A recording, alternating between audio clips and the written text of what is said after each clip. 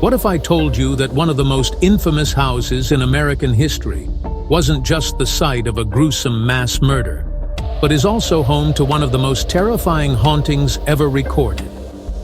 Today, we're diving deep into the chilling story of the Amityville Horror House, a place where the line between tragedy and the paranormal gets dangerously blurred. Let's start with the shocking events that made this house infamous. In November 1974, Ronald Butch DeFeo Jr., a 23-year-old man, brutally murdered his entire family. One by one, he shot his parents and 4 siblings while they slept in their beds. What makes the crime even more mysterious is that no one heard the gunshots, and the family was found lying face down, as if they hadn't even stirred in their sleep. The house was quiet, but what was truly going on inside? Some say it was already cursed before the DeFeo family ever moved in. Fast forward a year later to December 1975. That's when George and Kathy Lutz, along with their 3 children, moved into the house, thinking they'd found their dream home at a steal of a price. But that dream quickly turned into a nightmare. From day one, the family started noticing strange things. George would wake up every night at exactly 3:15 a.m., the exact time the DeFeo murders occurred. Cold drafts filled rooms that had no reason to be cold, and doors would slam shut on their own.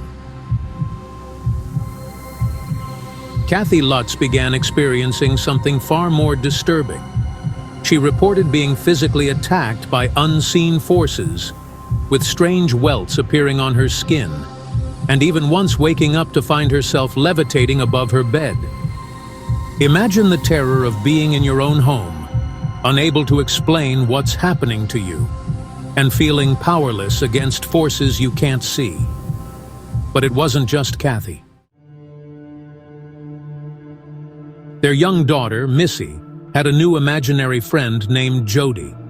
Except Jody wasn't your typical friendly spirit.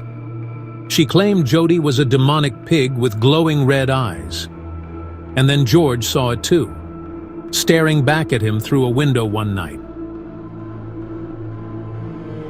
That wasn't the only strange animal apparition either. Flies, hundreds of them, would swarm the upstairs room, no matter how many times the Lutzes cleaned it out. This was all happening during the dead of winter, when flies shouldn't have been there at all. The haunting didn't stop there. The Lutz family heard strange noises throughout the house. Footsteps, doors creaking, whispers in the dark. But things escalated when George, already feeling the effects of this growing madness, became obsessed with the fireplace. It was as if something was drawing him in, controlling him. The tension in the house grew unbearable. Objects moved on their own, slime oozed from the walls, and the feeling of dread was constant. The family finally reached their breaking point and fled the house after just 28 days, leaving everything behind. This is where the story takes a turn. Paranormal investigators Ed and Lorraine Warren, famous for their work in other high-profile hauntings, were called in to examine the house. Lorraine, a clairvoyant, claimed to sense a dark, demonic presence inside the home. And Ed? He captured one of the most infamous photographs in paranormal history. A picture of a young boy peering from behind a door when no children were present in the house. Was it one of the DeFeo children, still trapped in the house where they were killed? While the Lutz family's story became the basis for the best-selling book, and later the blockbuster film series, not everyone was convinced. Some critics and skeptics accused the Lutzes of fabricating the whole thing. William Weber, the defense attorney for Ronald DeFeo Jr., even claimed that he and George Lutz made up the haunting story over a few bottles of wine, hoping to profit from the notoriety of the murders. Yet despite the doubts, the Lutz family maintained that almost everything they reported was true. Whether you believe in the supernatural or not, the story of the Amityville house doesn't end there. Subsequent owners of the house, surprisingly, have reported little to no paranormal activity, leading some to question whether the haunting was a product of the Lutz's imagination, or if they were targeted by something that left when they did.